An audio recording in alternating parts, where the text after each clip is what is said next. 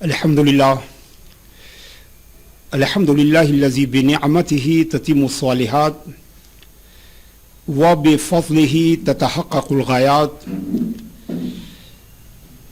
والصلاۃ والسلام علی سیدنا و مولانا محمد المبعوث رحمۃ للعالمین وعلی آلہ الطیبین والطاہرین واصحابہ الغر المیامین اما بعد فاعوذ باللہ من الشیطان الرجیم بسم اللہ الرحمن الرحیم ما كان محمد ابا احد من رجالکم ولکن رسول اللہ وخاتم النبیین وکان اللہ بکل شیء علیما صدق اللہ العظیم وصدق رسولہ النبی الامی الکریم ونحن علی ذلک لمن الشاہدین والشاکرین والحمد للہ رب العالمین۔ یہ آج کا جو موضوع ہے وہ ہے ختم نبوت۔ حضرات گرامی، ختم نبوت ان عقائد میں سے ہے جس پر امت کا ایسا اتفاق ہے کہ ایسا اتفاق بہت کم مسائل پر ہوگا، بہت کم مسائل پر ہوگا، ہر دور میں، ہر عہد میں۔ یہ دراصل ایک باؤنڈری ہے، ختم نبوت کا عقیدہ ایک ایسی باؤنڈری ہے جو نہ صرف امت کو کم از کم ایک اس پوائنٹ پر جو ہے ایک رکھتی ہے، اور یہ ہماری بہت ساری بلاؤں سے، بدعقیدگیوں سے یہ عقیدہ ہماری حفاظت کرتا ہے۔ دراصل ایک یہ فینسنگ ہے جو امت کو ایک کیے ہوئے پوری دنیا میں کہ ہم مسلمان، یہ عقیدہ ہے کہ اللہ کے رسول صلی اللہ تعالی علیہ وسلم آخری نبی ہیں اور آپ کے بعد کوئی نبی اور رسول نہیں آئے گا، لہذا جتنے کلمہ گو ہیں وہ سب کے سب عقیدہ ختم نبوت میں شریک ہیں۔ گویا یہ ایک یونٹی ہے تمام کلمہ گوؤں کی، یہ ایک فینس ہے، یہ ایک سور ہے، یہ ایک احاطہ ہے جو ہمارے عقیدے کی حفاظت کرتا ہے۔ اور اس عقیدے کے بارے میں اتنا پختہ ہمارا یقین ہے کہ حضرت امام اعظم ابو حنیفہ رحمۃ اللہ تعالیٰ علیہ فرماتے ہیں کہ اگر کسی نے نبوت کا دعویٰ کیا تو وہ دار اسلام سے باہر ہے، اور اگر کسی نے اس کی نبوت کی دلیل پوچھ لی تو وہ بھی اسلام سے باہر ہے۔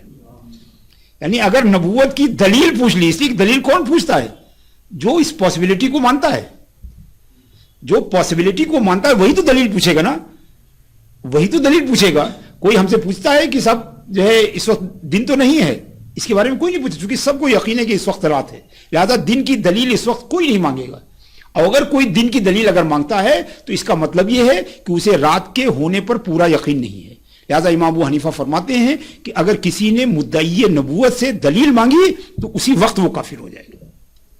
تو اور یہ بڑا ہی صریح ہے، قرآن میں بہت ساری ایسی آیتیں ہیں جس میں صراحت کے ساتھ اس بات کی گئی ہے۔ سورہ احزاب کی یہ آیت نمبر 40 ہے، اس میں بھی اللہ تعالیٰ فرماتا ہے ما کان محمد ابا احد من رجالکم، کہ محمد صلی اللہ علیہ وسلم تم میں سے کسی مرد کے باپ نہیں ہیں۔ ابا احد من رجالکم ولکن رسول اللہ وخاتم النبیین، لیکن وہ اللہ کے رسول اور نبیوں کے خاتم ہیں۔ یہ حضرت عاصم رضی اللہ تعالیٰ عنہ کی قرات میں ہے، جس میں خاتم میں تا جو ہے وہ فتح کے ساتھ ہے، ہم انہی کی قرات کو مانتے ہیں، لہذا ہم خاتم پڑھتے ہیں۔ خاتم کا معنی ہے سیل، مہر، اور بعض قراتوں میں تے کے زیر کے ساتھ کیا گیا ہے کہ ولیکن رسول اللہ ہے وخاتم النبی، خاتم النبی یعنی تے کے کسرے کے ساتھ، یعنی نبیوں کے آخری ہیں۔ دونوں کے معنی میں کوئی فرق نہیں پڑتا۔ خاتم یعنی سیل، ظاہر سی بات ہے کہ سیل جو ہے وہ آخری چیز ہوتی ہے، اور اگر خاتم مانا جائے تو اس کا بھی وہی معنی ہے کہ آخری نبی ہے۔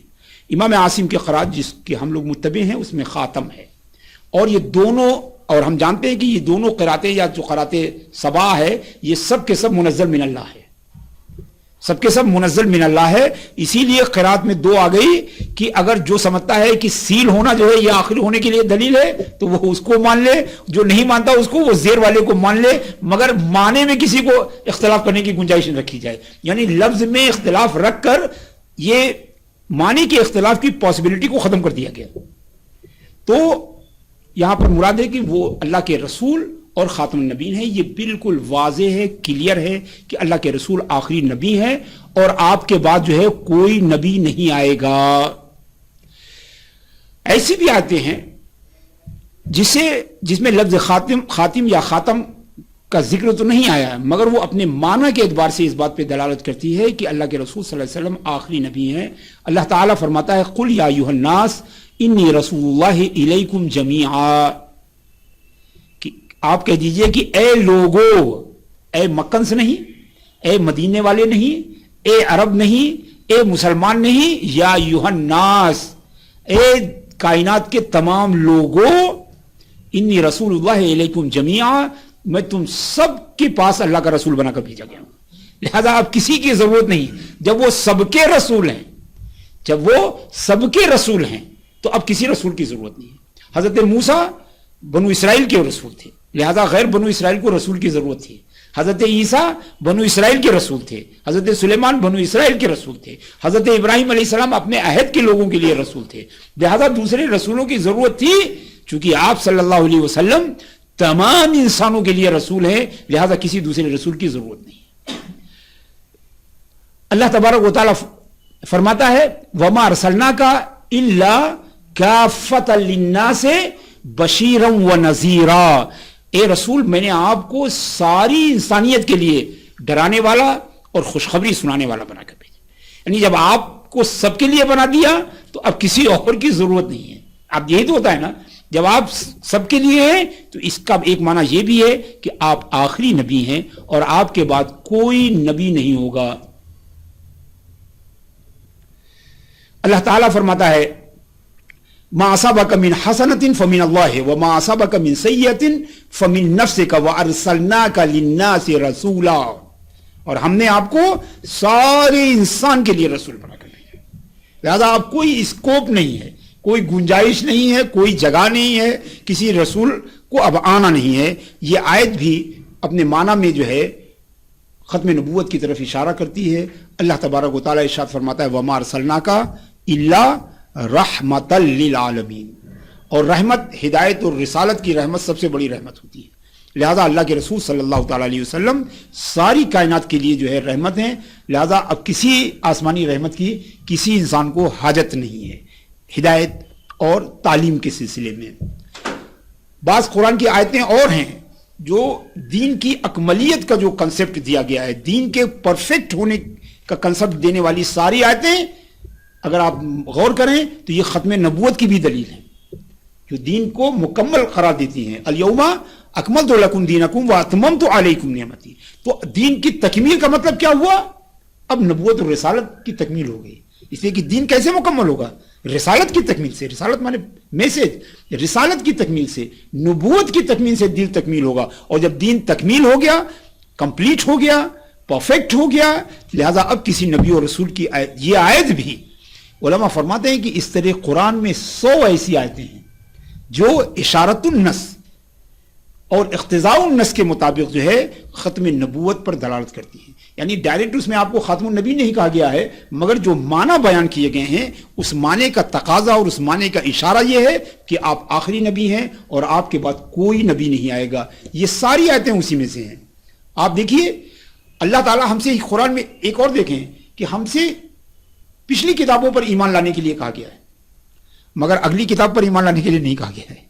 قرآن میں کئی آیتیں ایسی ہیں جس میں یہ کہا گیا ہے کہ آمنوا باللہ ورسولہ والکتاب الذی نزل علی رسولہ والکتاب الذی انزل من قبل، تو دیکھیے ہم سے کہا جا رہا ہے کہ رسول پر جو کتاب یعنی قرآن اتری ہے اس پر ایمان لاؤ، اور جو پچھلی کتابیں ہیں ان پر ایمان لاؤ، مگر پورے قرآن میں کہیں نہیں کہا گیا کہ آنے والی کتابوں، تو جیسے پچھلی کتابوں پر ایمان لانے کے لیے کہا گیا، اگر کوئی نبی آنے کے چانسز ہوتے تو کہا جاتا کہ اگلی جو کتابیں آئیں گی اس پر بھی ایمان لانا، تو پچھلی کتاب پر ایمان لانے کی بات کی گئی مگر اگلی کتاب پر تذکرہ نہیں کیا گیا۔ پتا چلا کہ یہ جو کتاب آ رہی ہے یہ سب سے آخری کتاب ہے، لہذا ایمان کے لیے، ایمان کی تکمیل کے لیے پچھلی کتابوں پر ایمان لانا ضروری ہے اور اس کتاب پر ایمان لانا ضروری ہے بس، کیونکہ آپ صلی اللہ علیہ وسلم خاتم النبیین ہیں، یہ کتاب خاتم و کتب السماویہ ہے، آسمانی کتابوں کی خاتم ہے، لہذا آئندہ کتاب کا ذکر کرنے کی ضرورت نہیں۔ تو یہ آیت بھی اگر آپ دیکھیں تو اقتضاء النص کے قبیل سے جو ہے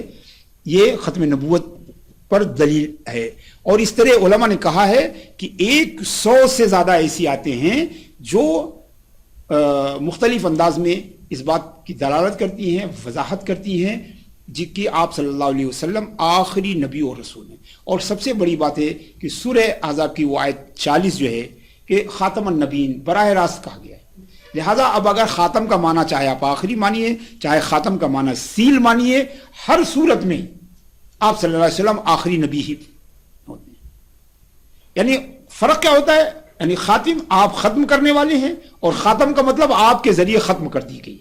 معنی دونوں کے ایک ہی ہے، معنی دونوں کا ایک ہے. جیسے کہ آپ جو ہے اپنی زبانوں میں بولتے ہیں میں نے کتاب پڑھا اور یہ کتاب میرے ذریعے پڑھی گئی، دونوں کا مفہوم ایک ہی ہوتا ہے. تو یہاں پر خاتم اور خاتم میں کافی الجھانے کی کوشش کرتے ہیں بعض لوگ، سمجھتے ہیں کہ اس کے ذریعے کافی جو ہے آپ کی توجہ کو جو ہے منتشر کیا جا سکتا ہے، مگر ایسا کچھ بھی نہیں ہے. عربی زبان کے مطابق چاہے لفظ خاتم ہو یا خاتم ہو، دونوں کا معنی یہی ہے، دونوں کا حاصل یہی ہے، دونوں کی مراد یہی ہے کہ اللہ کے رسول صلی اللہ تعالی علیہ وسلم آخری نبی ہے. ان آیتوں کے علاوہ بے شمار صحیح حدیثیں ہیں جو قطعی طور پر جو ہے اس بات پر دلالت کرتی ہیں کہ اللہ کے رسول صلی اللہ علیہ وسلم آخری نبی ہے. اگر فرض کیجئے کہ اگر کوئی کہتا ہے کہ یہ قرآن یہ خاتم اور خاتم کے چکر میں یہ بات رہ جاتی ہے کہ آپ آخری نبی ہیں کہ نہیں ہیں، تو ظاہر سی بات ہے اس کو معنی کو کون متعین کرے گا؟ ارے وہی تو متعین کرے گا نا جس پر قرآن نازل ہوا ہے.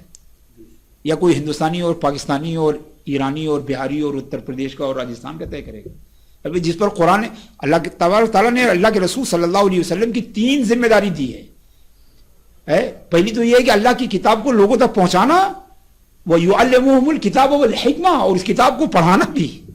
تو حضور صاحب کتاب ہیں، مطلب آپ پر کتاب نازل ہوئی ہے اور آپ کتاب کے معلم بھی ہیں. لِتُبَيَّنَ لِلنَّاسِ قرآن میں آیا ہے.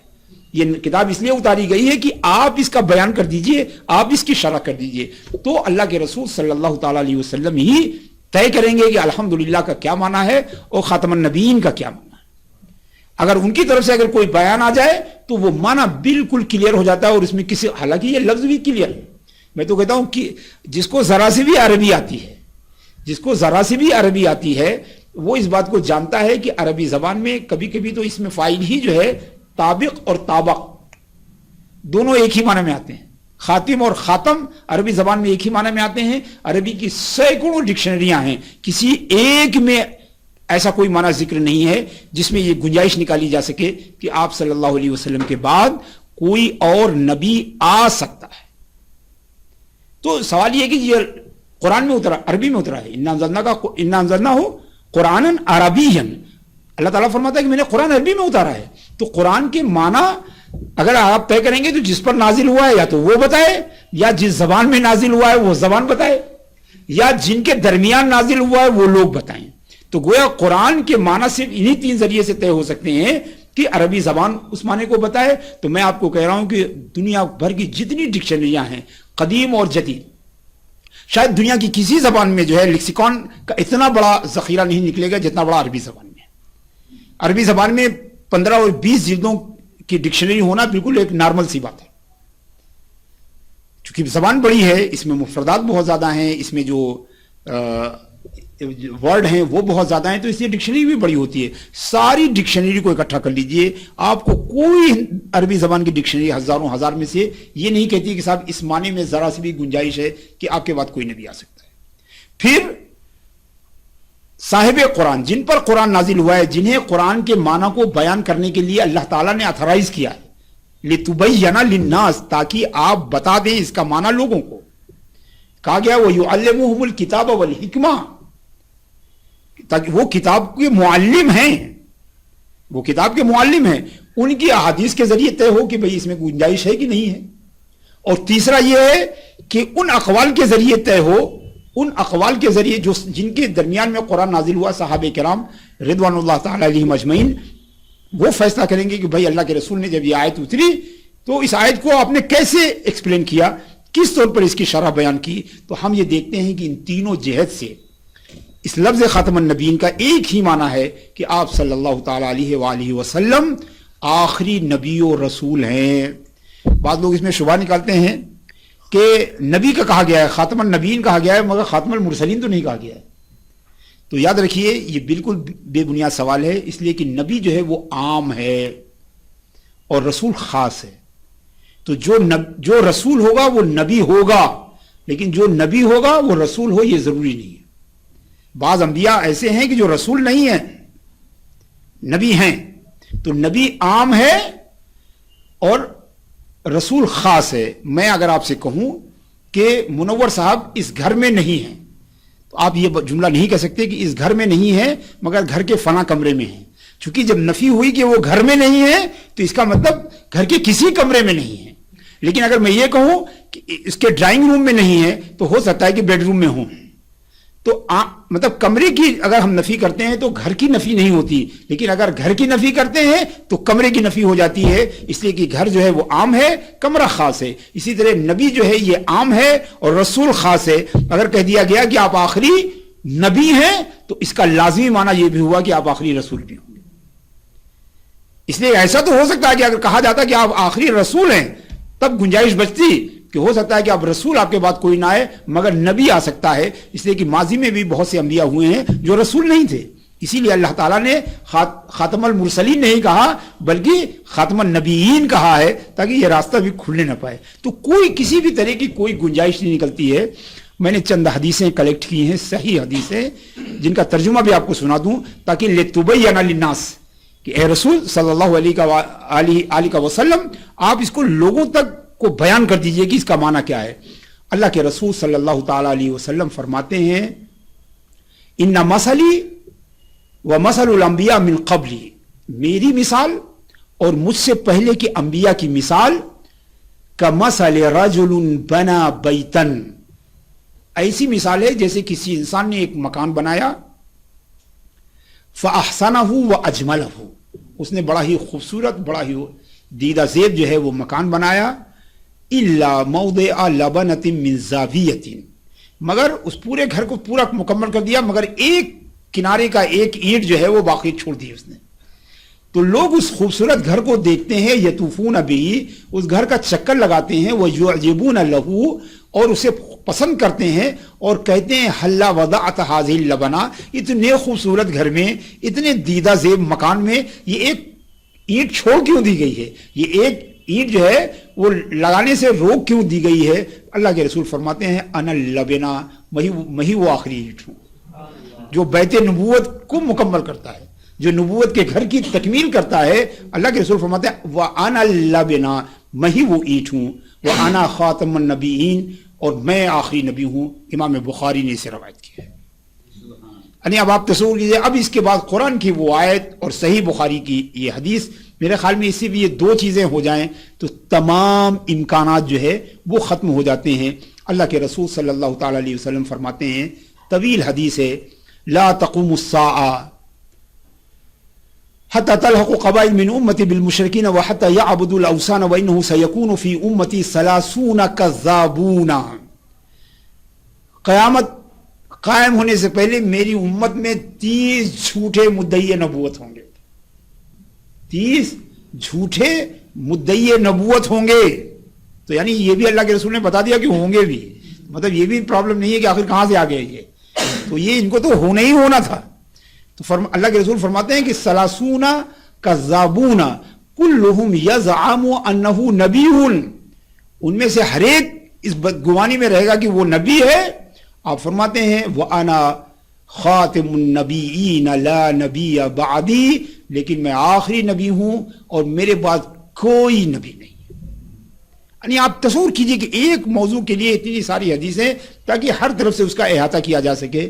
آپ صلی اللہ علیہ وسلم گویا آپ نے اس بات کی بشارت، مطلب اس بات کی خبر بھی دی ہے کہ 30 جھوٹے مدعی نبوت ہوں گے. اور ظاہر سی بات ہے کہ اللہ کے رسول صلی اللہ تعالی علیہ وسلم کے وصال کے بعد ہی سے ہم نے دیکھا کہ عرب میں جو ہے اسود اناسی نے کیا، مسلمہ کذاب نے کیا، طلیحہ نے کیا، سجا، یہاں تک کہ اس دور میں جو ہے بعض خواتین بھی جو تھیں ایمبیشس ٹائپ کی وہ بھی شریک ہو گئی.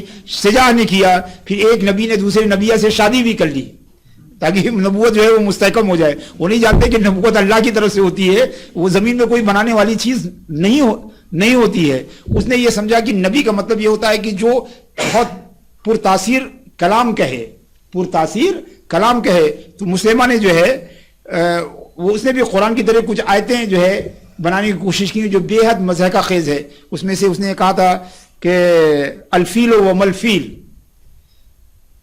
جانتے ہو ہاتھی، وما ادراک ملفیل، اور تم کیا جانتے ہو کہ ہاتھی کیا ہے. اس نے سمجھا کہ اس طرح کی جو اسٹائلسٹک ہے اسی کے اندر کوئی نبوت چھپی ہوئی ہے. اس نے سمجھا کہ شاید لہو زمبن وبیل و خرطوم الطویل، اس کی دم جو ہے چھوٹی ہوتی ہے اور سونڈ بڑی ہوتی ہے. اس نے سمجھا کہ خالی وہ تک بندی یا جسے ہم کہتے ہیں سجا بندی جو ہے، اس نے سمجھا کہ شاید یہی قرآن ہے، اور اس نے یہ کیا. اور اس کے بعد بہت سارے لوگ اس پر ایمان بھی لے آئے. اور آج دلچسپ بات یہ ہے کہ زیادہ تر نبوت کا دعویٰ کرنے والے وہ سب نجد کے علاقے سے نکلے. یہ عجیب و غریب اتفاق ہے. ان لوگوں نے یہ سمجھا بنیادی طور پر کہ نبوت جو ہے کچھ دنیا کو حاصل کرنے کا، نبوت جو ہے وہ کچھ دنیا سیکھنے کا یا پاور حاصل کرنے کا یا اقتدار پانے کا کوئی ذریعہ ہے. کوئی ذریعہ ہے تو سنو جو ہے بھائی انہوں نے نبوت کیا، اتنے بڑے بن گئے، اتنی بڑی زمین پر قبضہ کر لیا، ہم بھی دعویٰ کر دیں گے تو ہم بھی جو ہے وہ بڑے دولت مند ہو جائیں گے، بہت لوگ ہم کو ماننے لگیں گے. تو انہوں نے اس کی روح کو سمجھا ہی نہیں. وہ نہیں سمجھا کہ نبوت جو ہے وہ کیا چیز ہے. چنانچہ جب اس کے ساتھ ہی مسلمہ مارے گئے، خالد ابن ولید رضی اللہ تعالیٰ عنہ کے ہاتھ سے وہ مارا گیا. اس کے کچھ لوگ پکڑ کے لائے گئے تو اس کے قبیلے کے ایک آدمی کو حضرت عمر نے بلایا، کہا ادھر آؤ، یہ بتاؤ تم کو کیسے جو ہے اس کو نبی مان لیا، کیا خصوصیت تم نے اس کے اندر دیکھی، کیا خوبیاں اس کے اندر پائیں کہ اس کی نبوت کو مان لیا. تو اس نے جو جملہ کہا تھا مجھے یاد نہیں، میں نے کہیں علوم قرآن میں پڑھا تھا، ماکانہ فی دعوی النبوت صادقا ولا فی طاعات الکہانہ حاذقا کنا نؤمن بہ کما قالوا کذاب ربیع احب الینا من صادق عمر. میرا خیال میں امام بقائی یا امام جلال الدین سیوطی رحمۃ اللہ علیہ نے اپنی کتاب جو ہے علوم قرآن پر اس میں یہ نقل کیا ہے کہ اس ساتھی نے کہا کہ نہ تو وہ کہانت پر، کہانت مطلب اس طرح کے جملے بولنا، نہ تو وہ کہانت میں ماہر تھا، نہ وہ اپنے دعوے نبوت میں سچا تھا. وہ دعوے نبوت میں سچا نہیں تھا مسلمان، اور کہانت میں بھی بہت پرتاثر نہیں تھا. تو صحابہ نے پوچھا کہ پھر تم لوگ کیوں ایمان لے آئے؟ تو اس نے کہا کہ ہمارا ایمان جو تھا عرب کے اس قول پہ تھا کہ ربیہ کا جھوٹا جو ہے مدر کے سچے سے اچھا ہے، چونکہ ربیہ کے ہمارا قبیلہ ہے، یعنی ہمارے قبیلے کا جھوٹا دوسرے قبیلے کے سچے سے بہتر ہے. تو چونکہ ہم اس کو جھوٹا سمجھتے تھے مگر ہمارے قبیلے کا تھا اس لیے ہم کھڑے ہو گئے. کیوں؟ یہ دراصل یہ بنیادی طور پر وہ دنیا داری سمجھ رہے تھے، اس کو دنیا داری سمجھتے تھے. جو جھوٹا ہوتا ہے سب سے زیادہ قسم وہی کھاتا ہے. آپ معلوم ہے آپ کو، حلف لینے والا زیادہ بڑا جھوٹا ہوتا ہے، چونکہ وہ یہ سمجھتا ہے کہ جیسے ہم جھوٹے ویسے دنیا جھوٹی ہوگی. اور جو جھوٹا ہوتا ہے وہ دوسروں کی بات کو یقین نہیں کرتا. جو بدتمیز ہوتا ہے وہ دوسروں کو شریف نہیں مانتا، چونکہ ہر آدمی اپنے آپ پر دوسروں کو قیاس کرتا ہے. تو چونکہ وہ دنیا دار تھے تو انہوں نے سمجھا کہ معاذ اللہ دوسروں نے بھی، یا حضرت محمد صلی اللہ علیہ وسلم نے بھی دعوے نبوت جو ہے وہ صرف دنیا کے لیے کیا. اور اس کے ساتھ جو لوگ تھے وہ بھی جانتے تھے کہ یہ نبی نہیں ہے، مگر اس نے سمجھا کہ یہ سب یہ ایک ذریعہ ہے دنیا حاصل کرنے کا، تو اس کے ساتھ لگ جاؤ، اس کے ساتھ لگ جاؤ. تو یعنی ایسا نہیں ہے کہ ہم کہہ رہے ہیں کہ اس نے جو اپنی وحی اپنے اوپر نازل ہونے والی وحی کے بارے میں بتایا اس لیے ہم مذاق نہیں اڑا رہے ہیں. اس کے قبیلے والے بھی جو ہے اس بات کو مانتے تھے کہ اس کو نہ زبان آتی ہے ٹھیک سے، نہ اس کو یہ اپنے دعوے میں سچا ہے، مگر وہ لوگ اس کے ساتھ اس لیے کھڑے ہو گئے کہ یہ ہمارا اپنا ہے. تو عرب میں ایک محاورہ تھا کہ انصر اخا کا ظالمن او مظلومن، اپنے بھائی کی مدد کرو چاہے ظالم ہو چاہے مظلوم ہو. یہ عرب کا اور تمام جو ٹرائبل سسٹم ہوتا ہے وہ اسی تھیوری پہ کام کرتا ہے. اس لیے کہ ٹرائب جو ہے وہ بنتی ہیں عصبیت پر. قبیلے جو بنتے ہیں، جب آپ سیاسی پارٹیاں آج لے لیجئے، وہ عصبیت پہ بنتی ہیں. یعنی وہی بات اگر منموہن سنگھ نے کہی ہے تو وہ اچھی نہیں ہے، لیکن وہی بات نریندر مودی کہتے تو اچھی ہو جاتی. کیوں ہے؟ یہ عصبیت ہوتی ہے کہ ہم جس پارٹی میں ہیں اس کی بات اچھی ہے، جس پارٹی میں نہیں ہے اس کی ہر بات خراب ہے. یہ بالکل وہی آج کی پارٹی جو ہے وہ عرب کے قدیم زمانے کے جو ٹرائبل سسٹم ہوتے ہیں ان کی جو میرٹ اور ڈیمیرٹ جو ٹرائب سسٹم میں تھی، وہ ساری میرٹ اور ڈیمیرٹ جو ہے آج کے سیاسی نظام میں موجود ہے. آج کے سیاسی نظام میں موجود ہے، بلکہ اس کا کچھ اثر جو ہے یہ جو ہمارے مذہبی اختلافات ہیں اس میں بھی ہے. اگر ہم دیکھیں تو بہت کم لوگ ایسے ہوتے ہیں جو حق کا ساتھ دیں کہ نہیں صاحب یہ آدمی ہمارا ہے مگر اس کی بات غلط ہے، اور یہ آدمی جو ہے ہمارا نہیں ہے مگر اس کی بات صحیح ہے. اور مومن کی شان یہی ہونی چاہیے. مومن کی شان جو ہے وہ یہی ہونی چاہیے کہ بھئی یہ آدمی ہم کو اس سے اختلاف ہے، چونکہ ہم کو خود ہمارے رسول نے یہ تعلیم دی ہے کہ الحکمت ضالۃ المومن، حکمت جو ہے وہ مومن کا کھویا ہوا جو ہے وہ سرمایہ ہے. مومن کا کھویا ہوا سرمایہ جہاں بھی اس کو پائے اس کو لے لے، چاہے وہ پلیٹو نے کہا ہو یا فرانسس بیکن نے کہا ہو یا کسی چائنیز فلاسفر نے کہا ہو یا کسی بدھسٹ اور ہندو نے کہا ہے. اگر بات اچھی ہے تو وہ لی جا سکتی ہے، اور اگر بات خراب ہے تو کسی علامہ نے کہا ہو، کسی مولانا نے کہا ہو، کسی مفتی نے کہا ہو، اسے ریجیکٹ کر دینا چاہیے. تو یہ چیز، یہ اسلام نے ہمیں یہ قاعدہ دیا. مگر عربوں میں یہ تھا کہ انصر اخاک، اپنے بھائی کی مدد کرو چاہے وہ ظالم ہو چاہے مظلوم ہو. اور اسی بنیاد پر جو ہے ان جھوٹے نبیوں کی حمایتی کھڑے ہوئے کہ بھئی آدمی اپنا ہے، سمجھے، آدمی اپنا ہے لہذا اس کا ساتھ دے دیجئے. بلکہ اس پر مجھے ایک بات یاد آ رہی ہے، میں آپ کے ساتھ شیئر کروں. اللہ کے رسول صلی اللہ تعالی علیہ وسلم ایک دن بیٹھے ہوئے تھے اور آپ نے فرمایا انصر اخاک ظالما او مظلوما، اپنے بھائی کی مدد کرو چاہے وہ ظالم ہو چاہے مظلوم. صحابہ چونکے، چونکہ یہ اسلام کے جو بیسک پرنسپلز تھے جو اللہ کے رسول نے ان کو ان کے دل و دماغ میں بٹھالا تھا، بظاہر اس کے خلاف لگ رہا تھا. تو ایک صحابی آگے بڑھے اور کہا یا رسول اللہ اگر وہ مظلوم ہے تو اس کی مدد کریں گے، مگر اگر ظالم ہوگا تو کیسے مدد کریں گے؟ چونکہ آپ ہی نے تو ہم کو سکھایا ہے کہ ظالم کی مدد مت کرو چاہے تمہارا اپنا بھائی ہو، یا ظالم کی مدد مت کرو چاہے وہ تمہارا اپنا عزیز ہو. پھر آج آپ کیسے کہہ لیں کہ اپنے بھائی کی مدد کرو چاہے ظالم ہو مظلوم؟ تو اللہ کے رسول نے فرمایا کہ تم اپنے بھائی کی مدد کرو، اگر وہ ظالم ہے تو اس کی مدد یہ ہے کہ اس کا ہاتھ پکڑ لو، یہ بھی مدد ہے. تو اپنے بھائی کی مدد کرو چاہے ظالم ہو چاہے مظلوم ہو، یعنی اگر مظلوم ہے تو اس کے ساتھ لڑ کر اس کی مدد کرو، اور اگر وہ ظالم ہے تو اسے لڑائی سے روک کر اس کی مدد کرو. یہ بھی مدد ہوا، یہ بھی مدد ہوا. تو اللہ کے رسول صلی اللہ علیہ وسلم نے وہ پروورب جو تھی عربی کی اس کو تو اسی طرح استعمال کیا، مگر آپ کا مقصد جو ہے وہ بالکل الگ تھا. اور یہی اسلام کا بنیادی مقصد ہے کہ ہم غلطی میں کسی کی حمایت نہیں کرتے، ہم غلطی میں کسی کی حمایت نہیں کرتے اور سچائی میں کسی کی مخالفت نہیں کرتے، سچائی میں کسی کی مخالفت نہیں کرتے. الحکمت ضالۃ المومن، یعنی جو روایت ہے، روایت تو بہت مضبوط نہیں کہ اطلبوا العلم ولو کان بالسین، کہ علم حاصل کرو چاہے چین جا کے. ضعیف حدیث ہے یا واللہ اعلم بالصواب، مجھے ابھی یہ بھی کنفرم نہیں ہے کہ حدیث ہے بھی کہ نہیں، لیکن مشہور و معروف بہت ہے. اگر ہم مان لیتے ہیں اس کو تو کیا چین میں کوئی قرآن حدیث پڑھنے کے لیے جائے گا؟ ظاہر سی بات ہے کہ یہ دنیاوی حکمت ہی سیکھنے کے لیے تو وہاں جائے گا نا. تو اس کا مطلب یہ کہ ہم کو اس بات سے نہیں منع کیا گیا کہ ہم کسی سے کچھ سیکھیں اچھی بات. تو یہ سارے جو ہے نبوت کے مدعی جو ہے وہ نکلے اور وہاں سے لے کر غلام احمد قادیانی تک، بلکہ ابھی بھی غلام احمد قادیانی کے بعد بھی مصر میں ایک خاتون نے جو ہے تونس کی، انہوں نے نبوت کا دعویٰ کیا، جنہیں سجاح المعاصرہ کہا گیا، یعنی کنٹمپریری سجاح.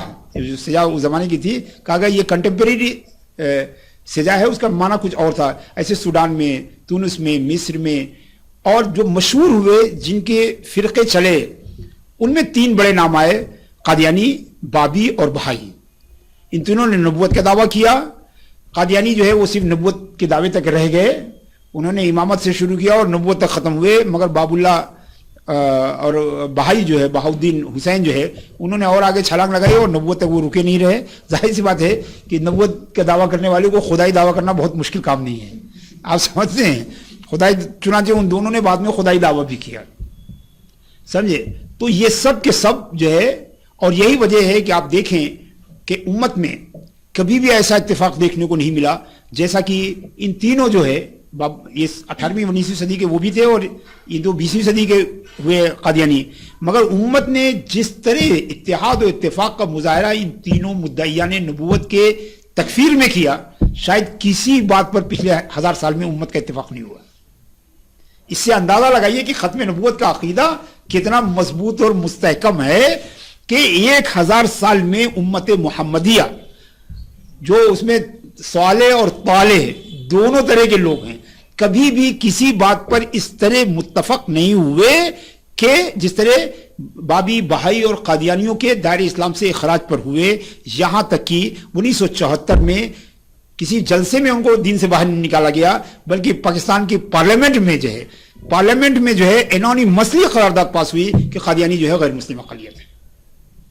اس سے یہ بھی اندازہ لگتا ہے کہ یہ عقیدہ جو ہے وہ کس قدر مستحکم اور مضبوط ہے کہ اس میں کوئی تردد نہیں ہوا. جبکہ آج آپ جانتے ہیں کہ جس طرح آج کے زمانے میں ویسے 50 سال پہلے اور 100 سال پہلے بھی لوگ تھے جو ہر چیز کو جو ہے جسٹیفائی کرنے کے لیے تیار تھے، مگر جو بڑا سے بڑا دنیا دار تھا اس کو بھی لگا کہ اس مسئلے میں کوئی جسٹیفیکیشن قابل قبول نہیں ہے.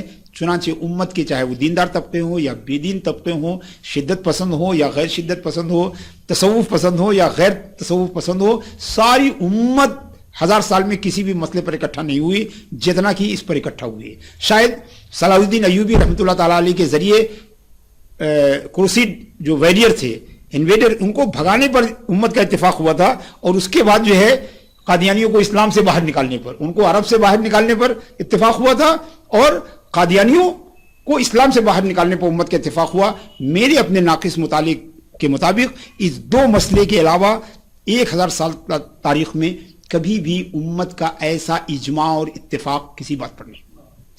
اور اس بات کو میں اس لیے دوہرا کے بتا رہا ہوں تاکہ یہ بات سمجھ میں آئے کہ ختم نبوت کا عقیدہ جو ہے کتنا واضح، کتنا اہم اور کتنا بنیادی عقیدہ ہے. چند حدیثیں اور میرے پاس ہے. جو حدیث میں نے ابھی آپ کو سنائی تھی، انا خاتم النبیین ولا نبی بعدی، یہ صحیح ابو داؤد شریف کی حدیث ہے. حدیث شریف ہے جو امام بخاری نے جو ہے روایت کی ہے، جس میں اللہ کے رسول صلی اللہ علیہ وسلم نے فرمایا کہ وَأَنَّهُ لَا نَبِيَّ بعدی، اور یاد رکھو کہ میرے بعد کوئی نبی نہیں ہوگا. اس کے ایک اگلی حدیث ہے جو صحیح مسلم نے روایت کی ہے کہ اللہ کے رسول صلی اللہ تعالیٰ علیہ وسلم جب غزوہ تبوک میں تشریف لے جانے لگے تو حضرت علی رضی اللہ تعالیٰ عنہ سے کہا کہ تم میرے بعد جو ہے وہ مدینے میں رہو. تو حضرت علی رضی اللہ تعالیٰ عنہ، چونکہ ظاہر سی بات ہے وہ بڑے مجاہد تھے، تو ان کو یہ بات بظاہر اچھی نہیں لگی کہ صاحب لوگ تو جائیں گے لڑنے کے لیے، اپنی شجاعت کا مظاہرہ کریں گے، اپنی بہادری اور جانبازی کے دکھائیں گے، اور میں اسد اللہ و اسد الرسول جو ہے وہ مدینے میں بیٹھ کے اور خواتین اور بچوں کی نگرانی کروں. تو آپ حضرت علی رضی اللہ تعالیٰ عنہ نے فرمایا، صحیح مسلم کی حدیث ہے، قال یا رسول اللہ اتخلفنی فی النساء والصبیان او اتخلفنی فی النساء والصبیان، کیا آپ مجھے عورتوں اور بچوں کا خلیفہ بنا کے جا رہے ہیں، عورتوں اور بچوں کی نگرانی کرنے کی ذمہ داری ہم کو دیکھ کے جا رہے ہیں؟ اللہ کے رسول صلی اللہ علیہ وسلم نے فرمایا، اور یہ آپ کا فرمان حضرت علی رضی اللہ تعالیٰ عنہ کے کلوہ عظمت کا ایک بہت ہی چمکتا ہوا نگینہ ہے کہ آپ صلی اللہ علیہ وسلم نے فرمایا اما ترضى ان تكون منی بمنزلۃ ہارون من موسیٰ، کیا تم نہیں چاہتے ہو کہ کیا تم نہیں خوش ہو اس بات سے کہ میرے نزدیک تمہارا وہی مرتبہ ہے جو حضرت موسیٰ کے نزدیک حضرت ہارون کا تھا. اور جب حضرت ہارون جو ہے، حضرت موسیٰ جو ہے اللہ سے بات کرنے کے لیے طور پر گئے تھے، تو حضرت ہارون کو جو ہے اپنے گھر والوں پر اور اپنے بنو اسرائیل کی نگرانی کے لیے حضرت ہارون کو چھوڑا تھا. ویسے ہی میرے نزدیک تمہارا مرتبہ ایسا بلند ہے جتنا جو مرتبہ کی حضرت موسیٰ کے نزدیک حضرت ہارون کا تھا. آپ نے فرمایا غیر انہ لا نبی بعدی. دیکھیے آپ نے اس کے بعد فوراً کہا مگر یاد رکھنا کہ میرے بعد کوئی نبی نہیں ہے. ایسا نہیں کہ میں نے نبی سے تشبیہ دی ہے تو بعد میں کوئی یہ سمجھ لے کہ تم، ظاہر سی بات ہے کہ اگر یہ بات اتنی ہی رکھ دی جاتی تو اس کو دلیل بنایا جا سکتا ہے کہ حضرت علی کی نبوت کا کوئی دعویٰ کر سکتا.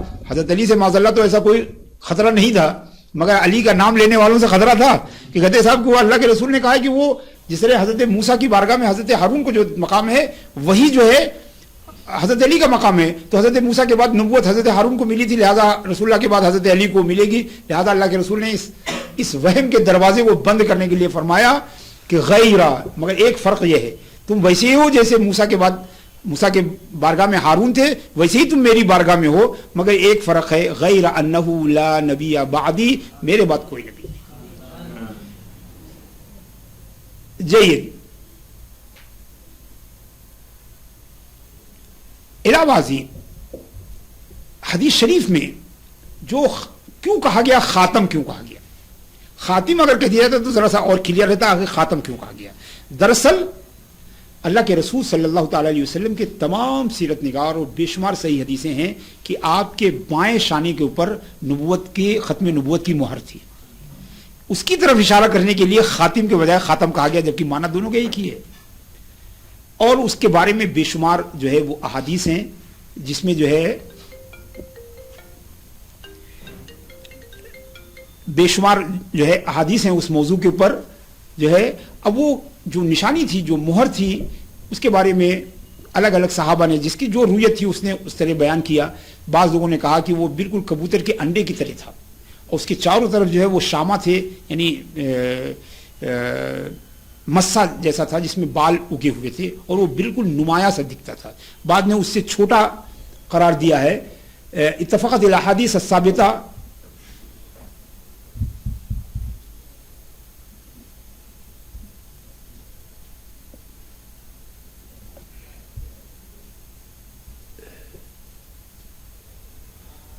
اتفقت الاحادیث الثابتہ علی ان خاتم النبوہ کان شیئا بارزا عند کتفہ الایسر, کہ جو آپ کے بائیں شانے پر جو ہے ایک ابھری ہوئی نشانی تھی. قدرہ قدر بیضۃ الحمامہ, یعنی جو اس کی مقدار جو ہے وہ اچھی خاصی تھی, جیسے کبوتر کے انڈے کی مانند تھی جو ہے. جی امام ابن حجر اسقلانی رحمۃ اللہ تعالی علیہ نے بھی لکھا ہے, مگر اس سے اس کی مقدار جو ہے اس سے تھوڑی چھوٹی جو ہے وہ بیان کی ہے, اور بے شمار صحیح احادیث میں اس کا تذکرہ ہے. صحابہ نے کہا کہ میں نے اللہ کے رسول صلی اللہ تعالی علیہ وسلم کے اس پہ دیکھا. کسی نے فرمایا کہ جب آپ نے کپڑے بدلے تو میری نظر پڑی کہ ختم نبوت پر مہر تھی, وہ نبوت کی وہ ایک پہچان تھی جو ہے اللہ کے رسول صلی اللہ تعالی علیہ وسلم کی پشت مبارک پر, اور اس مہر اور اس علامت کا ذکر پرانی کتابوں میں تھا. چنانچہ کئی یہودیوں اور نصرانیوں کے بارے میں مشہور ہے کہ جب آپ کے پر ایمان لانے سے پہلے آپ سے مطالبہ کیا کہ وہ مہر دکھائیے کہ جو آپ کے بائیں شانے کے اوپر ہے. چنانچہ اللہ کے رسول صلی اللہ علیہ وسلم نے ان کو دکھایا اور وہ ایمان لائے, اور جو دوسری علامتیں تھیں اس کو بھی چیک کیا, اور اس کے بعد جو ہے وہ ایمان لائے. بعد میں یہ کہ نبوت کا دعویٰ کرنے والے جو ہے لگاتار ہوتے رہے. عہد صحابہ میں حروب ردت کے بعد, اور اس کے بعد بھی دنیا کے تمام جو ہے زمانوں میں, یہاں تک کہ بعض مسلمان امریکہ پہنچ کے بھی وہاں انہوں نے نبوت کا دعویٰ کیا. بیروت کے ایک مسلمان نے امریکہ پہنچ کے دعویٰ کیا. ابھی حال میں جو ہے وہ ایک سوڈانی نے جو ہے وہ نبوت کا دعویٰ کیا, اور ایسے بے شمار لوگ ہیں جنہوں نے جو ہے نبوت کا دعویٰ کیا. سب سے زیادہ شہرت 3 لوگوں کو ملی, جیسا کہ ہم جانتے ہیں. یا تو وہ 3 لوگ جو پہلے ہوئے عہد رسول میں ہوئے, طلحہ, مسلمہ اور اسود عنسی کو, 3 یہ, اس میں سجا کو بھی جوڑ سکتے ہیں 4 کو. اور آخری دور میں 18ویں 19ویں صدی میں جو 3 لوگوں کو مدعیان نبوت کو شہرت ملی وہ بابی, بہائی اور قادیانی. یہ تینوں ایسے فرقے ہوئے. بابی اور بہائی تو تقریباً اسلام سے کافی دور چلے گئے, اور وہ اپنے عبادت گاہ کو مندر کہنے لگے, یورپ میں ٹیمپل کہنے لگے, ہندوستان میں اس کو مندر کہنے لگے, کہیں عبادت خانہ کہنے لگے, کہیں وہ علی جی کا مندر نام رکھ دیا گجرات وغیرہ میں. البتہ قادیانی جو ہے اپنے ظاہری اعمال کے ذریعے جو ہے وہ بہت جو ہے وہ مطلب ان میں زیادہ وہ دور نہیں گئے, اور فقہ اور کلام میں بہت ساری جو ہے مشترکہ چیزیں ان کے اندر پائی جاتی ہیں. لہذا سب سے خطرناک جو مدعی نبوت فرقہ ہے وہ قادیانی ہی ہے, کیونکہ باقی جو ہے وہ اتنا دور چلے گئے کہ مسلمانوں کے گمراہ ہونے کا امکان بہت کم رہ گیا ہے. مگر قادیانیت جو ہے, اور یہ بالکل تحقیق شدہ بات ہے کہ اس قادیانیت کو ہوا دینے والی جو ہے وہ استعماری طاقتیں تھیں, کالونیل فورسز تھیں, جنہوں نے باقاعدہ ان کو فنڈ کیا, ان کی مدد کی, اور انہیں پروٹیکشن دیا. اور آج بھی اس بات کی دلیل ہے کہ مصر, وہاں اسرائیل میں جو ہے دنیا کا سب سے بڑا قادیانی سینٹر جو ہے وہ اسرائیل میں حیفا نام کی ایک جگہ ہے, جہاں پر ان کے پاس ایک بہت بڑی زمین ہے جو اسرائیل گورنمنٹ نے قادیانیوں کو دی ہے, اور وہاں سے دنیا کی 60 زبانوں میں راؤنڈ دا کلاک ان کا ٹیلی ویژن کام کرتا ہے. اور سب سے بڑا خطرہ یہ ہے کہ قادیانیت جو ہے ہندوستان میں تو ظاہر سی بات ہے وہ تقریباً ختم ہو گئی, لیکن یہ کہ بعض جو ہے افریقی ممالک میں جہاں پیسے, جہاں غربت ہے, جہاں پر بھوکمری ہے, وہاں وہ بالکل مشنری کے انداز میں جو ہے وہ کام کرتے ہیں, اور لوگوں میں بڑی تعداد کنورژن کر رہے ہیں. بے حد ضروری ہے. کچھ نئی جماعتیں بھی ہیں ہندوستان کے بھی بعض علاقوں میں جو ہے. میں گلبرگہ گیا تھا, وہاں سے آگے کچھ گاؤں میں جہاں قادیانی بڑے منظم طور پر جو ہے کام کر رہے ہیں, آندھرا پردیش میں اور تلنگانہ میں بھی بڑے منظم طور پر کام کر رہے ہیں، راجستھان میں کام کر رہے ہیں، مہاراشٹر میں کام کر رہے ہیں. لہذا بے حد ضروری یہ ہے کہ ہر مسلمان اس بات کو سمجھے کہ یہ ایک اجماعی، یقینی اور حتمی مسئلہ ہے، اور اس میں کسی قسم کا جو ہے کوئی شک و شبہ نہیں ہے کہ اللہ کے رسول صلی اللہ علیہ وسلم جو ہے آخری نبی ہیں، اور آپ کے بعد کوئی نبی نہیں ہوگا. اور جیسا کہ میں نے عرض کیا، یہ ایسا مسئلہ ہے کہ آپ کسی مدعی نبوت سے دلیل بھی نہیں مانگ سکتے. مدعی نبوت سے آپ دلیل نہیں مانگ سکتے. جیسا کہ امام اعظم ابو حنیفہ رحمۃ اللہ تعالی علیہ کا میں نے مسلک بتایا کہ آپ نے فرمایا کہ اگر کسی نے مدعی نبوت سے دلیل مانگی تو وہ بھی کافر ہو جائے، چونکہ یہ بالکل ایمان کا بالکل بنیادی جو ہے وہ رکن ہے. اور نبی اکرم صلی اللہ تعالی علیہ وسلم کی فضیلت اور آپ کی عظمت کا جو ہے لازمی جو ہے وہ جز ہے کہ گویا جس نے کسی بھی نبی کی بات کی گویا اس نے نبوت محمدی صلی اللہ علیہ وسلم کا انکار کر دیا. یہ دونوں ایک ہی جیسے. لہذا حقیقتاً یہ غلام احمد قادیانی اپنی کتاب کو قرآن سے افضل بتاتے ہیں، اپنی ذات کو نبی اکرم صلی اللہ علیہ وسلم سے افضل بتاتے ہیں، اپنے ساتھیوں کو ان سے افضل بتاتے ہیں، مگر وہ بظاہر ابتدا جب وہ کرتے ہیں کسی مسلمان سے کہتے ہیں نہیں صاحب ہم تو ان کو خاتم النبیین مانتے ہیں، اور ایسا خاتم النبیین مانتے ہیں اتنے بڑے خاتم النبیین ہیں کہ اگر ان کے بعد بھی کوئی نبی آ جائے تو بھی وہ خاتم النبیین رہتے ہیں. وہ اس طرح ورغلانے کی کوشش کرتے ہیں، دھوکہ دینے کی کوشش کرتے ہیں، سمجھ رہے ہیں نا. تو ایسا جو ہے وہ ایک حدیث پیش کرتے ہیں جو بہت ہے کہ اللہ کے رسول نے فرمایا کہ وہ مسجدی ھذا خاتم و مسجدی.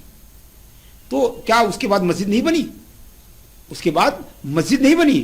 تو جب مسجد نبوی کے بعد اگر مسجد بن سکتی ہے، اس کے بعد بھی مسجد نبوی آخری مسجد ہو سکتی ہے، تو رسول اللہ صلی اللہ علیہ وسلم کے بعد کوئی نبی کیوں نہیں آ سکتا؟ اس کے بعد بھی اللہ کے رسول جو ہے آخری نبی رہیں گے. مگر وہ حدیث کو غلط طور پر کوٹ کرتے ہیں. وہ حدیث کے الفاظ ہیں کہ وہ مسجدی ھذا خاتم و مسجد الانبیاء، نبیوں کی مسجد کی آخری مسجد ہے. وہ اتنا چھوڑ دیتے ہیں، وہ آخری جو لفظ الانبیاء ہے اس کو ہٹا دیتے ہیں، وہ لاتے ہیں کہتے ہیں دیکھیے یہ سب یہ لکھا. بلکہ میرے پاس یہ اطلاع ہے کہ قادیانیوں نے جو ہے اس حدیث کی کتاب جس میں یہ حدیث ہے اس میں بھی جو ہے وہ کیا ہے کہ اس میں سے لفظ انبیاء کو ہٹا دیا. تو تاکہ جو ہے وہاں کہا گیا ہے کہ یہ مسجد جو ہے آخری مسجد ہے، مگر انبیاء کی آخری مسجد. اس حدیث سے وہ مطلب لے رہے ہیں اپنے فیور میں. یہ حدیث دراصل ان کی مخالفت میں ہے کہ جب انبیاء کرام کی آخری مسجد ہے اس کا مطلب آپ کے بعد کوئی نبی نہیں ہے. تو یہ تو ختم نبوت کی دلیل تھی جسے وہ اپنے لیے لیتے ہیں. اللہم ربنا تقبل منا انک انت السمیع العلیم وتب علینا انک انت التواب الرحیم.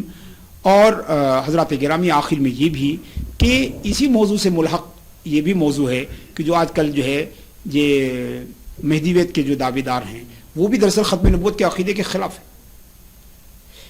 جتنے نبی ہوئے ہیں سوائے پرانے والے جو 4 نام میں نے لیے انہوں نے تو ڈائریکٹ نبوت کا دعویٰ کیا، لیکن اگر آپ ریسرچ کیجئے تو آپ یہ پائیے گا کہ 90% مدعیان نبوت جو ہے انہوں نے امامت سے شروع کیا اور بڑھتے بڑھتے نبوت اور رسالت تک وہ پہنچے. تو دراصل یہ گمراہی کا پہلا زینہ ہے. تو ہم اس کو جو امامت یعنی یا مہدویت کے جو مدعی ہیں ہم ان کو بھی منکرین ختم نبوت ہی میں شمار کرتے ہیں، کیونکہ یہ پہلا زینہ ہے. ان سے بھی بچنے کی کوشش ہونی چاہیے.